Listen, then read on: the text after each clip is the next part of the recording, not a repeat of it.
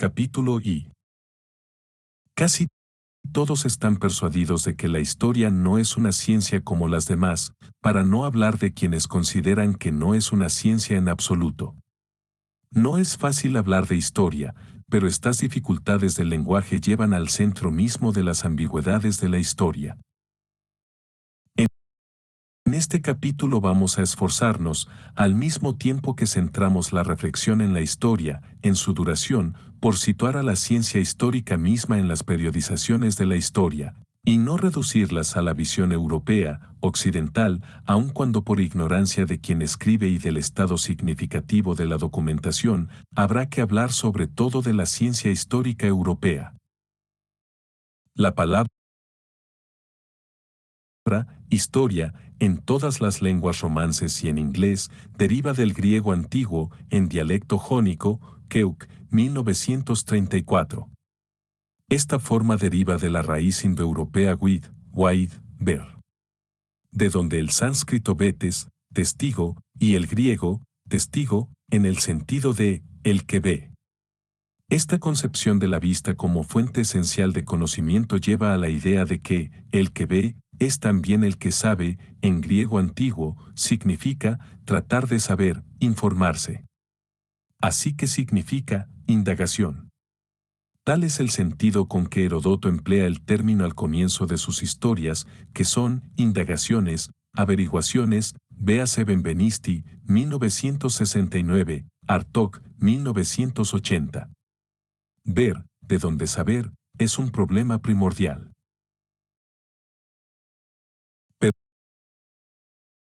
Pero en las lenguas romance y en las otras, historia expresa dos, cuando no tres, conceptos diferentes. Significa, 1, la indagación sobre las acciones realizadas por los hombres, Heródoto, que se ha esforzado por constituirse en ciencia, la ciencia histórica. 2, el objeto de la indagación, lo que han realizado los hombres. Como dice Paul Dehn, la historia es ora la sucesión de acontecimientos, ora el relato de esa sucesión de acontecimientos, 1968, página 423. Pero historia puede tener un tercer significado, precisamente el de relato. Una historia es un relato que puede ser verdadero o falso, con una base de realidad histórica o meramente imaginario, y este puede ser un relato histórico o bien una fábula. El inglés elude esta última confusión en tanto distingue history de story. Historia, de relato. Las demás lenguas europeas se esfuerzan más o menos por evitar esta ambigüedad. El italiano manifiesta la tendencia a designar si no la ciencia histórica, al menos los productos de esta ciencia con el término historiografía. El alemán trata de establecer la diferencia entre esta actividad científica, Geschichtsschreibung, y la ciencia histórica propiamente dicha, Geschichtswissenschaft. Este juego de espejos y equívocos se prolonga en el curso de los siglos. El siglo XIX, el siglo de la historia, inventa tanto las doctrinas que privilegian la historia en el saber, hablando, como veremos, de historismo o de historicismo, como una función, o mejor dicho una categoría de lo real, la historicidad. El término aparece en francés en 1872. Charles Maurras la define así: hay que buscar más allá de la geopolítica, del comercio, las artes y la ciencia misma lo que justifica la oscura certeza de los hombres en que son solo uno, transportados como se ven por el enorme flujo de progreso que los especifica oponiéndolos. Se siente que esta solidaridad está vinculada con la existencia implícita que cada cual experimenta en sí, de cierta función común a todos. Vamos a llamar a esa función historicidad, 1967, página 59. Este concepto de historicidad se desprendió de sus orígenes históricos, vinculados con el historicismo del siglo XIX, para desempeñar una función de primer plano en la renovación epistemológica de la segunda mitad del siglo XX.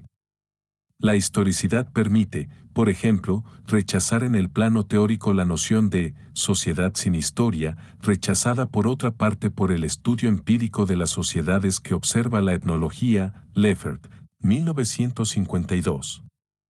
Sin embargo, ella obliga a insertar la historia misma en una perspectiva histórica, hay una historicidad de la historia. Implica el movimiento que vincula una práctica interpretativa con una praxis social, Certeau, 1970, página 484. Un filósofo como Paul Ricoeur ve en la supresión de la historicidad a través de la historia de la filosofía la paradoja del fundamento epistemológico de la historia. En efecto, según Ricoeur, el discurso filosófico hace estallar la historia en dos modelos de inteligibilidad, un modelo evenementiel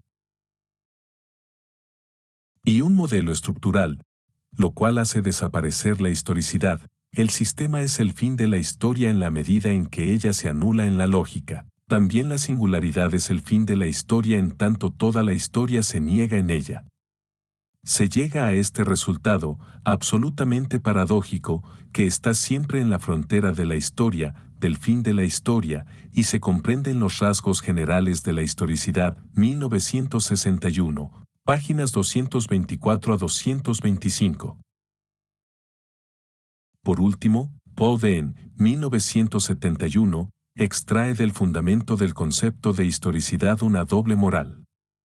La historicidad permite la inclusión en el campo de la ciencia histórica de nuevos objetos de la historia, lo non evenementiel, se trata de acontecimientos todavía no aceptados como tales, historia rural, de las mentalidades, de la locura o de la búsqueda de la seguridad a través del tiempo.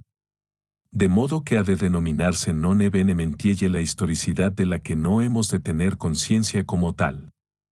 Por otra parte, la historicidad excluye la idealización de la historia, la existencia de la historia con H mayúscula, todo es histórico, así que la historia no existe. Pero hay que vivir y pensar con este doble o triple significado de la historia. Luchar, sí, contra las confusiones demasiado burdas y mistificadoras entre los diferentes significados, no confundir ciencia histórica con filosofía de la historia. Comparto con la mayoría de los historiadores profesionales la desconfianza ante la filosofía de la historia, tenaz e insidiosa, Lefebvre, 1945 a 1946, que en sus diversas formas tiende a reconducir la explicación histórica al descubrimiento o a la aplicación de una causa única y primera, a reemplazar precisamente el estudio mediante técnicas científicas de la evolución de las sociedades, mediante esta misma evaluación concebida en abstracciones fundadas en el apriorismo o en un conocimiento sumario de los trabajos científicos. Es motivo de gran estupor para mí la repercusión que tuvo el panfleto de Karl Popper, The Poverty of Historicism. 1966, cierto que sobre todo fuera de los ámbitos de los historiadores. No se menciona allí a ningún historiador. Pero no hay que hacer de esta desconfianza entre la filosofía de la historia la justificación de un rechazo de este tipo de reflexión. La misma ambigüedad del vocabulario revela que la frontera entre las dos disciplinas, las dos orientaciones de investigación, no está trazada con exactitud ni es pasible de serlo, cualquiera sea la hipótesis. El historiador no debe sacar la conclusión de que tiene que alejarse de una reflexión teórica necesaria para el trabajo histórico. Es fácil percibir que los historiadores más propensos a remitirse únicamente a los hechos, no solo ignoran que un hecho histórico resulta de un montaje y que establecerlo exige un trabajo tanto histórico como técnico, sino que también y sobre todo están cegados por una filosofía inconsciente de la historia, a menudo sumaria e incoherente. Reitero que la ignorancia de los trabajos históricos de la mayor parte de los filósofos de la historia que corresponde al desprecio de los historiadores por la filosofía no facilitó el diálogo. Pero, por ejemplo, la existencia de una revista de alto nivel como History and Theory. Studies in the Philosophy of History editada desde 1960 por la Wesleyan University en Middletown, Connecticut, Estados Unidos. Es una prueba de la posibilidad y del interés de una reflexión común a filósofos e historiadores, y de la formación de especialistas informados en el campo de la reflexión teórica sobre la historia. La brillante demostración de Bowden relativa a la filosofía de la historia tal vez vaya más allá de la realidad. Considera, 1971, que se trata de un género muerto y que sobrevive solo en epígonos de tono un tanto popularizante, un género falso. En efecto, salvo que se trate de una filosofía revelada, una filosofía de la historia será un duplicado de la explicación concreta de los hechos y remitirá a las leyes y mecanismos que rigen esta explicación. Solo dos casos límites son vitales, por una parte el providencialismo de Chitas Dei, y por otra la epistemología histórica. Todo lo demás es espurio. Sin llegar a afirmar, como Raymond Aron, que la ausencia y la necesidad de una filosofía de la historia son elementos igualmente característicos de nuestro tiempo, 1961, página 38. Cabe decir que es legítimo que en los márgenes de la ciencia histórica se desarrolle una filosofía de la historia y otras ramas del saber. Es de desear que no ignore la historia de los historiadores, pero estos deben admitir que ella puede tener con el objeto de la historia otras relaciones de conocimiento que las suyas. La dualidad de la historia como historia-realidad e historia-estudio suele explicar, al menos así me parece, las ambigüedades de algunas declaraciones de Claude Lévi-Strauss sobre la historia. En una discusión con Maurice Godelier, quien habiendo detectado que el homenaje rendido a la historia como contingencia irreductible en Dumiel-Auxendre se volvía contra la historia y equivalía a dar a la ciencia de la historia un estatuto imposible, reduciéndola a un compartimiento, Lévi-Strauss replicaba, no sé a qué llaman una ciencia de la historia. Me conformaría con decir la historia tout court, y la historia tout court es algo de lo que no podemos prescindir, precisamente porque esta historia nos pone constantemente ante fenómenos irreductibles. Lévi-Strauss, Auge y Godelier, 1975, páginas 182 a 183. Toda la ambigüedad del término historia está en esta declaración. Así que abordamos la historia tomando en préstamo a un filósofo la idea básica, la historia no es historia sino en la medida en que ella no accede ni al discurso absoluto ni a la singularidad absoluta, en la medida en que su sentido se mantiene confuso, mezclado, la historia es esencialmente equívoca, en el sentido de que es virtualmente evenementielle y virtualmente estructural. La historia es verdaderamente el reino de lo inexacto. Este descubrimiento no es inútil, justifica lo histórico. Lo justifica de todas sus incertidumbres. El método no puede ser sino un método inexacto, la historia quiere ser objetiva y no puede serlo. Quiere hacer revivir y solo puede reconstruir. Quiere convertir a las cosas en contemporáneas, pero al mismo tiempo tiene que restituir la distancia y la profundidad de la lejanía histórica. Al fin, esta reflexión tiende a justificar todas las aporías del oficio de historiador, las que Mark Bloch había señalado en su Apología de la Historia y del oficio del historiador. Estas dificultades no remiten a vicios de métodos, son equívocos bien fundados. Ricoeur, 1961, página 226.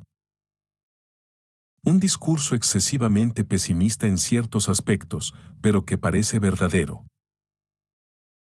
De modo que hemos de presentar primero las paradojas y ambigüedades de la historia, pero para definirla mejor como una ciencia, ciencia original, pero fundamental.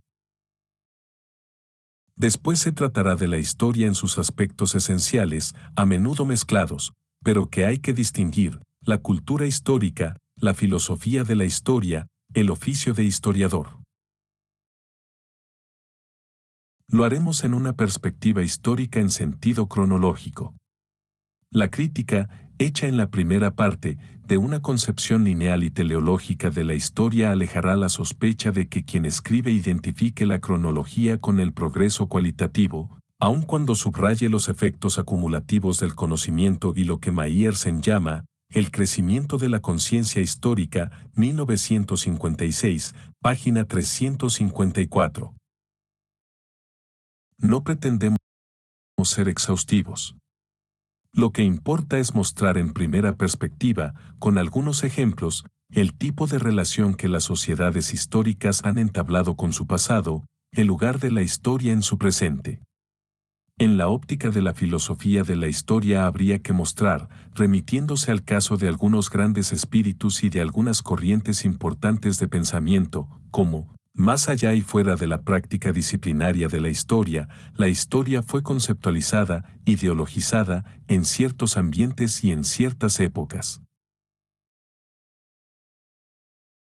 El horizonte profesional de la historia va a dar paradójicamente mayor espacio a la noción de evolución y perfeccionamiento.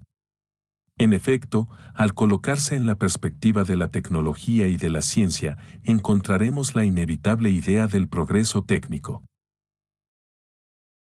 Una última parte dedicada a la situación actual de la historia va a volver sobre algunos temas fundamentales de este artículo y algunos aspectos nuevos. La ciencia histórica conoció hace medio siglo un impulso prodigioso, renovación, enriquecimiento de técnicas y métodos, horizontes y dominios. Pero al entablar con las sociedades globales relaciones más intensas que nunca, la historia profesional, científica, pasa por una profunda crisis. El saber de la historia está tanto más sacudido cuanto más aumentó su poder. 1. Paradojas y ambigüedades de la historia. 1.1. La historia es ciencia del pasado o solo hay historia contemporánea.